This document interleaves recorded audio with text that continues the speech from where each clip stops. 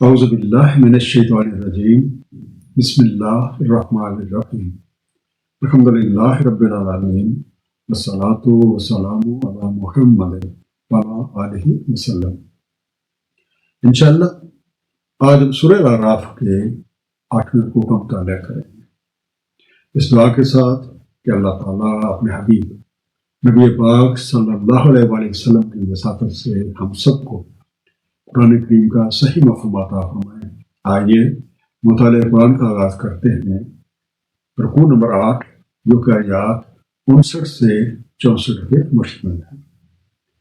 بسم اللہ الرحمن الرحیم۔ لقد ارسلنا نوحا الی قومہ، تحقیق ہم نے بھیجا نوح علیہ السلام کو ان کی قوم کی طرف۔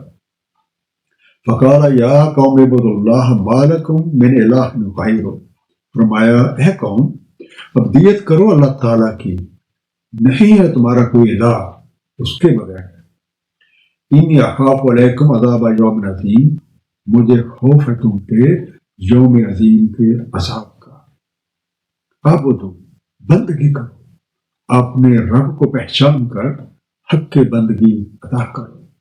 حفظہ بچی، اس سے پچھلی آیت میں بارش کے حوالے سے یہ بات ہوئی تھی کہ اس کی بدولت زرخیز زمین سے اچھی پیداوار جبکہ خراب زمین سے حاصل ہونے والی پیداوار کم بھی ہوتی ہے اور ناقص بھی۔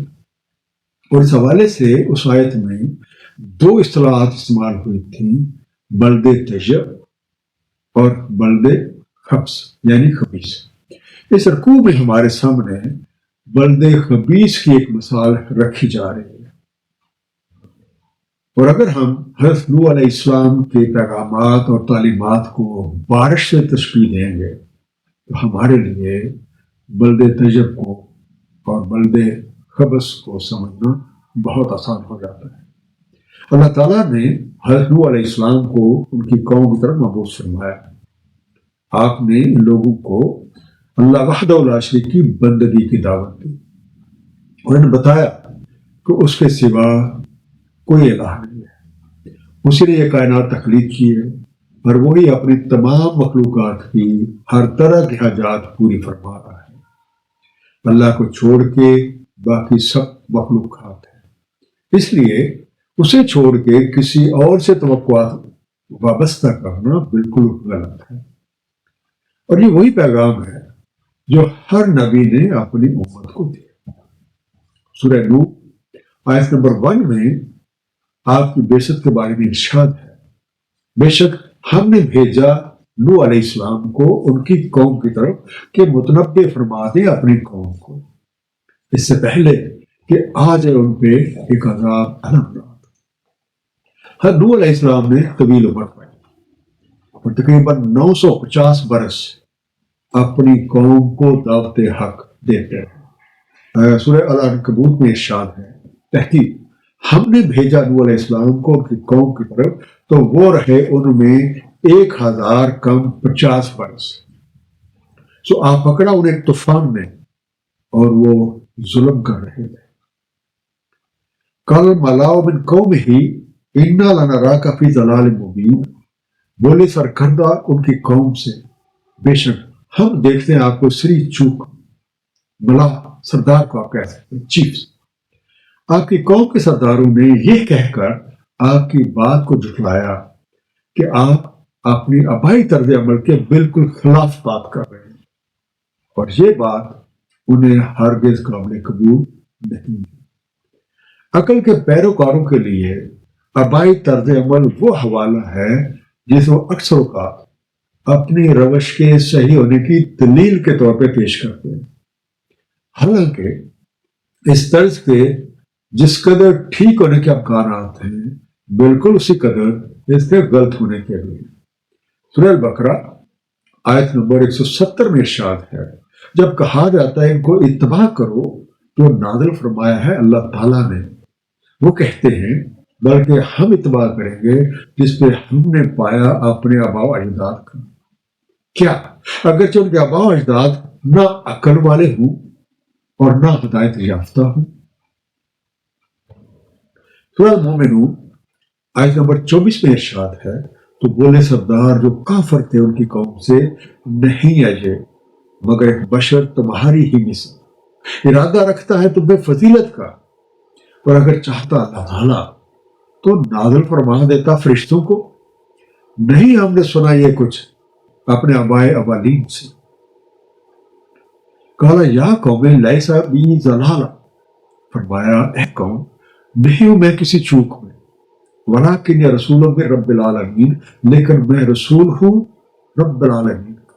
ضلالہ سرگردان راہ، صحیح راہ یا ہدف سے دور، وینڈرنگ اسٹریٹ۔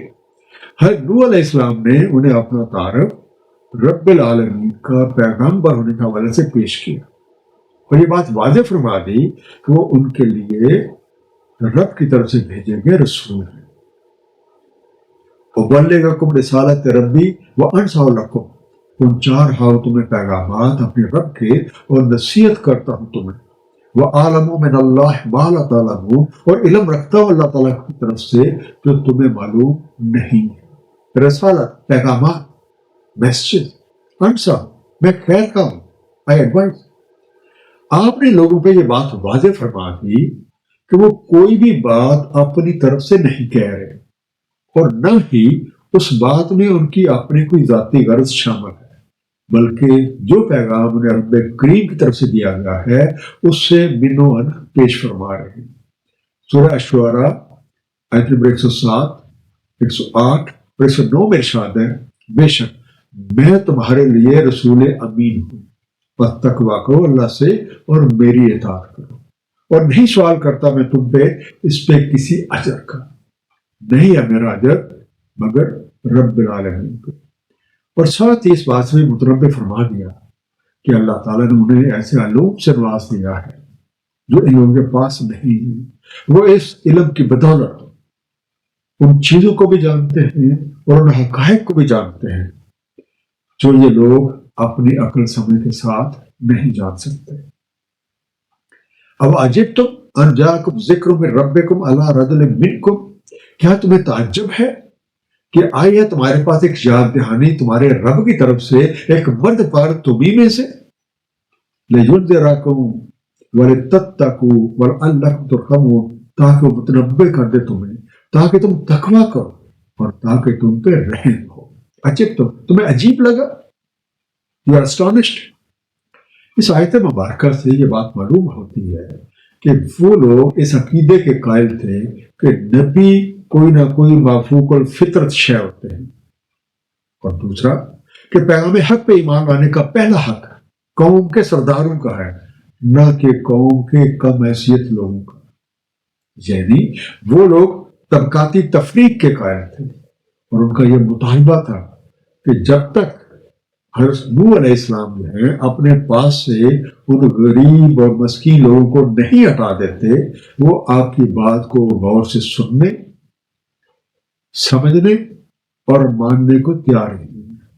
سورہ ہود آیت 27 میں ارشاد ہے تو کہا سرداروں نے جو کفر کر رہے تھے ان کی قوم سے، نہیں دیکھتے ہم تمہیں مگر ایک بشر ہماری طرح، نہیں دیکھتے ہم کہ اتباع کی ہو تمہارے سوائے ان کے جو ہمارے بد نظر میں رذیل ہیں، اور نہیں دیکھتے کہ تمہیں ہم پہ کوئی فضیلت حاصل ہے، بلکہ ہمارا گمان ہے کہ تم کاذبین میں سے ہو۔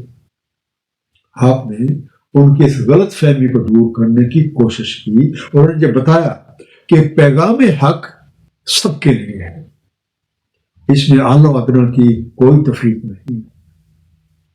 اس لیے ان لوگوں کے مطالبے کی بنیاد پہ جو لوگ معاشرتی طور پہ کم حیثیت والے ہیں وہ اپنے آپ سے ان کو دور نہیں کریں گے۔ سورہ ہود آیت نمبر 29 اور 30 میں ارشاد ہے، فرمایا اے قوم ذرا دیکھو، اگر میں ہوں ایک دلیل روشن پہ اپنے رب کی طرف سے اور دی ہے اس نے مجھے اپنی رحمت اپنے پاس سے، تو اندھا رکھا گیا تمہیں اس سے، تو کیا ہم لازم قرار دے دیں اسے تم پہ جبکہ تم اس سے کراہت کرتے؟ اے قوم نہیں سوال کرتا میں تم سے اس پہ کسی مال کا، نہیں ہے میرا اجر مگر اللہ رب العالمین پہ، اور نہیں ہوں میں دھتکارنے والا جو ایمان لائے ہیں، بے شک ان کو ملنا ہے اپنے رب سے، لیکن میں دیکھتا ہوں کہ تم ہو ایک قوم جہالت میں پڑی ہوئی. فَكَذَّبُوهُ فَأَنجَيْنَاهُ وَالَّذِينَ مَعَهُ فِي الْفُلْكِ، بس انہوں نے تکذیب کی ان کی تو ہم نے نجات دی ان کو اور جو ان کے ساتھ کشتی میں سوار تھے. وَأَغْرَقْنَا الَّذِينَ كَذَّبُوا بِآيَاتِنَا، اور ہم نے غرق کر دیا جو تکذیب کرتے تھے ہماری نشانیوں کے ساتھ. إِنَّهُمْ كَانُوا قَوْمًا عَمِينَ، بے شک وہ ایک اندھی قوم تھی. امین اندھے بلائنڈ. حق و باطل کی یہ کشمکش 950 برس تک جاری رہی. حضرت نوح علیہ السلام کی انتھک کوششوں کے باوجود بہت تھوڑے سے لوگ ایمان لائے، جبکہ اکثریت اپنی آبائی طرز عمل پہ ہی کاربند رہی اور کفر میں مبتلا رہی. قوم کے سرداروں نے ہر طرح سے کوشش کی کہ حضرت نوح علیہ السلام اپنی کوششوں سے باز آ جائیں. سورہ یونس آیت نمبر 71 میں ارشاد ہے، اور کہہ سنائے انہیں سرگزشت نوح علیہ السلام جب فرمایا انہوں نے اپنی قوم سے، اے قوم اگر تم پہ بہت گراں ہے میرا قیام کرنا اور میرا یاد دہانی کرانا اللہ تعالیٰ کی نشانیوں کے ساتھ، میرا توکل ہے اللہ تعالیٰ پہ، سو جمع ہو جاؤ تم اور تمہارے شرکا اپنے تمام امور میں، پھر نہ رہے جو تمہیں اپنے امور میں کوئی شائبہ، پھر کر گزرو میرے ساتھ اور مجھے کوئی مہلت نہ دو. ان کی قوم نے جو جواب دیا وہ سورہ ہود کی آیت نمبر 32 میں مذکور ہے. وہ بولے، اے نوح تحقیق آپ نے ہم سے بحث و جدل کیا، سو کثرت سے بحث و جدل کیا، پس لے آؤ جس کا تم وعدہ کرتے ہو ہم سے اگر تم سچے ہو. قانون ربی ہے کہ جب پیغام حق پہنچ جانے کے باوجود بھی لوگ کفر پہ ہی جمے رہتے ہیں تو اس قوم پہ عذاب نازل کر دیا جاتا ہے تاکہ باقی لوگوں کے لیے سامان عبرت ہو. قوم نوح کے حوالے سے سورہ الفرقان آیت نمبر 37 میں ارشاد ہے، اور قوم نوح جب انہوں نے تکذیب کی رسل کی غرق کر دیا ہم نے ان کو، اور کر دیا ہم نے انہیں ایک نشانی لوگوں کے لیے، اور تیار کر رکھا ہم نے ظالموں کے لیے ایک عذاب علامت. اور سورہ زارجات آیت نمبر 46 میں قوم نوح کے بارے میں، اور نوح کی قوم اس سے پہلے دراصل وہ تھی ایک قوم فاسقوں کی. ارشاد باری تعالیٰ ہے کہ ہم نے اپنی نشانیوں کے تکذیب اور ان سے اندھا پن برتنے والوں کو غرق کر دیا. یہ بات صرف قصہ نوح تک محدود نہیں ہے، بلکہ یہ قانون قدرت ہے، اور جو کو بھی ایسا کرے گا اس کا انجام بھی ویسا ہی ہوگا. اس لیے ضروری ہے کہ ہم اللہ تعالیٰ کی وہ تمام نشانیاں جو ہمارے ہر طرف پھیلی ہوئی ہیں اور ہم ان کا مشاہدہ کرتے رہتے ہیں، ان پہ غور و فکر کریں، ان کو سمجھیں، ان سے سبق حاصل کریں، اور جہاں پہ ضرورت ہے اپنے طرز عمل کو درست کریں. اور ہم ہرگز ایسے کام نہ کریں کہ کل ہم دوسروں کے لیے ایک نشانی بنا دیے جائیں. ایک مختصر خلاصہ اس رکوع کا، نوح علیہ السلام نے اپنی قوم کو 950 برس تک اللہ تعالیٰ کا پیغام پہنچایا. یہ قوم طبقاتی تفریق کی قائل تھی اور اپنے آباء و اجداد کی اندھی تقلید کرنے پہ مصر رہتی تھی. نوح علیہ السلام کی انتھک کوششوں کے باوجود بہت کم لوگ ایمان لائے. قانون ربی کے مطابق نافرمانوں کو غرق کر دیا گیا اور انہیں جہان کے لوگوں کے لیے ایک نشانی بنا دیا گیا، جبکہ ایمان رکھنے والوں کو اللہ تعالیٰ نے بچا دیا. اس دعا کے ساتھ کہ اللہ تعالیٰ ہم سب کو قرآن کریم کا صحیح مفہوم عطا فرمائے اور اس پہ نبی پاک صلی اللہ علیہ وآلہ وسلم کی سنت مبارک کے مطابق عمل کی توفیق دے. صدق اللہ العلی العظیم. صلی اللہ تعالیٰ علی حبیبہ محمد وآلہ وسلم.